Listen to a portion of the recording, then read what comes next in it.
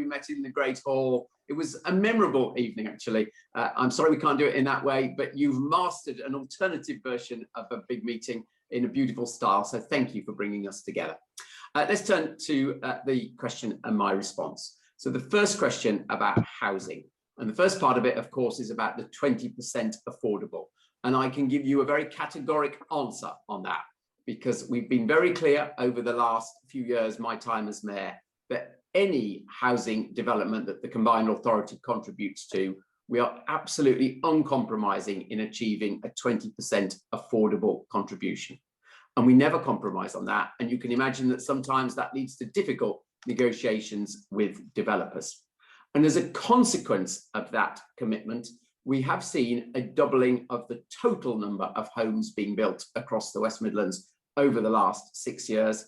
And actually the number of affordable homes has also doubled. Exact numbers, 2,500 in the year 15-16, before I was mayor, and the last full year for which we have numbers, just over 5,000. We've also, I'm pleased to say, changed the definition of affordable to make it much more relevant, relating it to people's incomes, not the market value of a house or indeed the rental paid. So it is now affordable for normal workers. The challenge, though, to be entirely honest, is the social rent homes. And that number has been very stubborn for about 5-6 years, only about 300 being developed a year. Thus far, the combined authority has not stepped directly into that, as it is the preserve historically of local authorities and housing associations.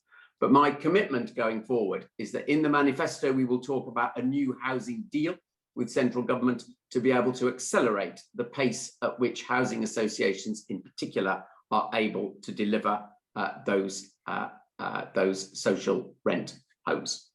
Second question is around the real living wage. Now, 4 years ago, I stood in your hall, you asked me if the combined authority would become a real living wage employer. I said yes.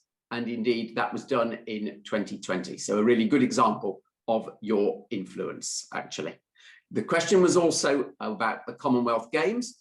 London Olympics was not a real living wage employer. It was actually before the time.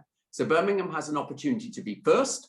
And as a member of the strategic board, I believe the commitment has already been given. So I believe that that will happen. And that's something we will be able to be very proud of there.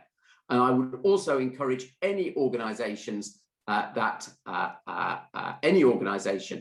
can achieve that to get to that position as quickly as possible.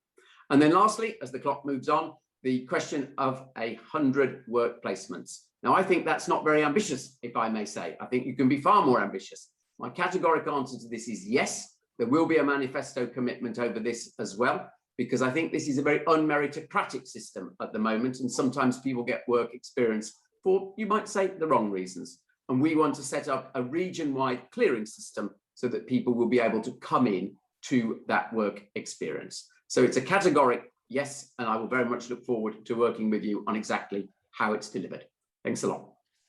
Thank you, Andy. Can I just kind of bring you kind of to the first point, of which 3,064 should be social rent family homes, and just whether we can ask for that commitment to the social rent family homes? Well, I think I did answer in the sense, Alison, in that currently there is not a way that that is being achieved. If you look at what local authorities are doing, if you look at what housing associations are doing, it's just not achieving that. But what my commitment is to work on a new method of getting to that, because frankly, I accept we have underachieved on that. But to be very clear, this is a very long-term issue. The big fall off in social rent occurred in the first half of the last decade, well before I was mayor. We do, though, in front of everyone here, I'm happy to say we do have to now lean into this, having made very good progress on the underlying issues of affordable home building, as I described.